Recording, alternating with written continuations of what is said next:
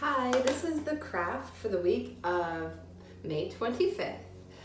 So I didn't want to have you watch an entire video of how to watch me wrap yarn with sticks. So I'm just going to tell you this is a nice little wind spinner thing. I like making things like this because they're fun to hang in your trees or hang it on your front porch. But what this is I found a stick that was a V shape, and then I just used a little bit of masking tape to tape a stick on the bottom so it makes a little triangle. And I have this up here. You don't have to have this up here. This little branch up here I could break off if I wanted. But what I'm going to do is I'm going to wrap yarn over all of this.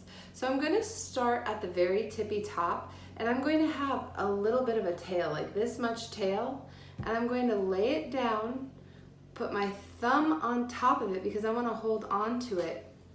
And because I want to go inside here, I'm going to have to cut this yarn off. So I'm going to use my scissors and just trim that off. And then I'm going to go in and around here. And I want to wrap it as close as I can because I want to cover this whole stick. And this will take a little bit of time so we can talk about this. It's nice to have things hanging in your trees sometimes, or even give gifts of these, because sometimes children don't have a lot of money to give gifts, and they want to give nice gifts. And I think about that beautiful story that Rowan did her shadow puppet on. You know, Peter really wanted to give his mama something nice, and all he thought he was giving her was a stick and some mud.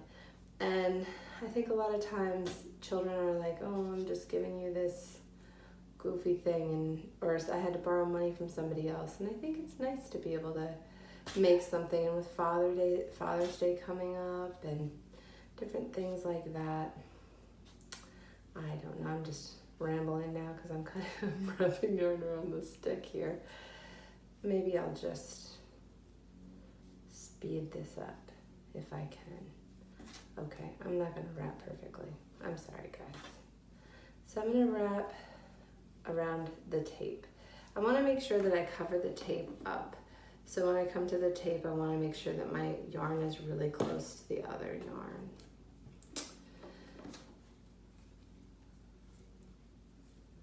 I'm just going to keep...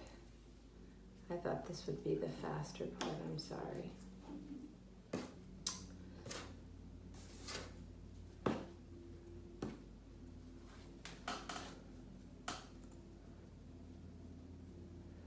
You can, I was going to hot glue that. I don't know if I said that already. I might have already said that. I was going to hot glue that, but I thought maybe tape would be easier because then you wouldn't have to mess with hot tape and your children could do this on their own and they wouldn't have to fuss with hot glue. And if you go over this with your yarn nice and tight, you won't even see it. And then it will hold it together. The yarn will act as join it together, and then when it's hanging outside, even if it gets wet in the rain or what have you, it won't come apart because the rain will hold it.